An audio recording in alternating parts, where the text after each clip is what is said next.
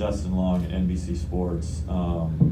I guess first off, obviously it's good that your family was fine from what happened Thursday, but how do you explain something or talk like something like that to your child who may have questions, or that's something they probably never experienced in a way? Yeah, so talking with Brexton about it, just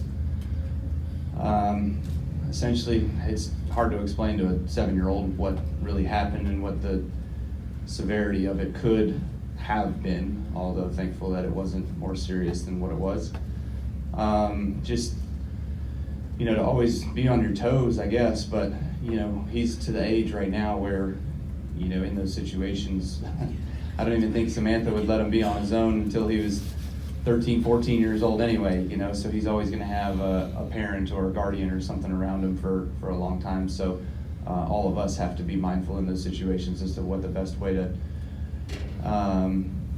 go through that is. And I don't know that we really had the perfect course of it, but we made it through with the best of our information at that point was the group this year.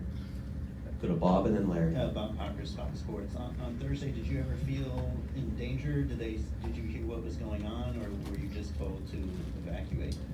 No, there was definitely a sense of danger, a huge sense, because all you were told, so Samantha called me. We had no idea. Brexton and I were actually in line for a ride. We were the next to go on that ride, and she called me, and I answered, and we skipped right through going on the ride and went out straight back out the exit, and then we just stayed on the phone together, because she told me, she goes, there's an active shooter, there are shots that have been fired in the mall. And at that point, active shooter or somebody shooting at another person, whatever, shots being fired, you don't know, right? So that's the scariest part, is you have no idea what is happening. So I'm asking her, where are you, what store is it coming from, what level are you on, all those sorts of things to figure out, am I walking my way right into it, or am I walking my way out of it?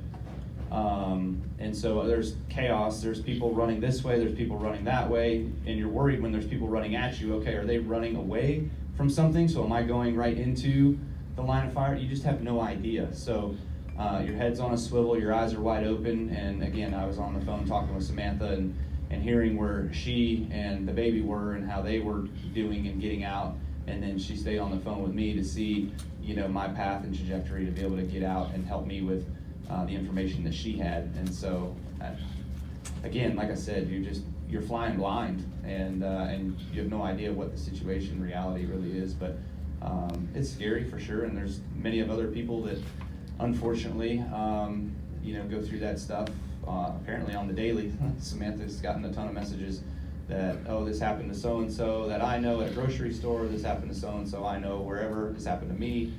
So it's just not fun. Does it make you any more unsettled to be, you make your living in being in front of big crowds and being in big groups? Does it make it any more unsettling after now going through that? Yeah, all we can do is rely on the people that are here and around us, and the security and things like that do their job when we're at the racetrack. So, I've had threats of that sort before, years ago, and was a little bit sheltered from it. I think I don't know what I was, maybe 22 or something like that when that all went down. But you would think on the daily that you can go do your job and work and have fans and everybody come out and enjoy something and have fun at something, and not feel threatened. So that's yeah. That was Kentucky, right? Yeah. Go to Larry and then Daniel. Larry Leach from AP. Does experiencing something like that, how does it change your perspective on, maybe this not being life or death after being in something threatening like that? Does it change your perspective on life and what's important, or?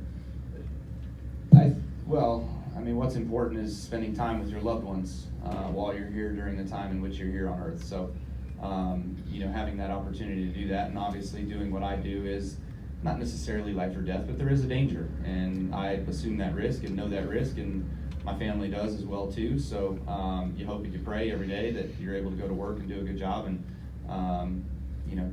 come out of the race car and go on to live another day. Which I've broken my legs, I've broken my foot, I've wrecked pretty hard a lot of times, and knock on wood, I've come out unscathed to where I'm able to see another day. But man, you can be driving up and down the road and,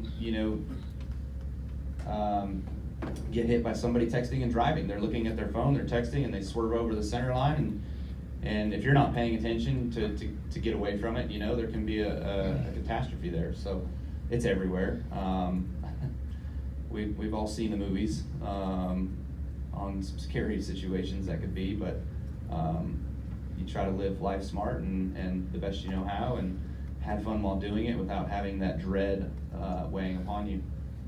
And I guess what I meant by the life or death, not that when you're driving, you're obviously at risk, but just struggles in a career or a season, maybe not being as, important, I guess. Well, we're in a performance-based business, so it is life or death. You're either got a job and you're working and you're making a living, or you're at home figuring out what your next steps are. So, I've kind of thought about that of like, okay, what are my next steps? What do I do if I don't continue to race? And I have no idea. I have no clue. I'm good at certain things, and those certain things revolve around this world that we're in right now. Go to Daniel McFadin on the right.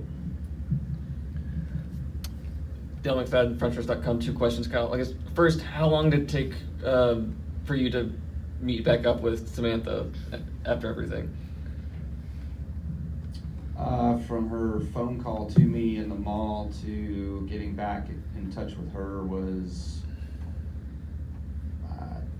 I'd have to say 5 minutes, 6 minutes. It wasn't terribly long, but she was out before Brexton and I were, and then we were able to find an exit and get out, which fortunately we were close to the exit that we were parked at too, so we could just get in our car and venture around and go pick her up from the exit that she exited out of, which was on the other side.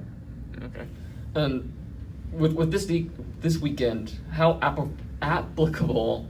Jared Haas with Frontstretch.com. Make sure to hit that subscribe button. Also, check one of those 2 videos out that we have right beside you. Visit Frontstretch.com for more great content.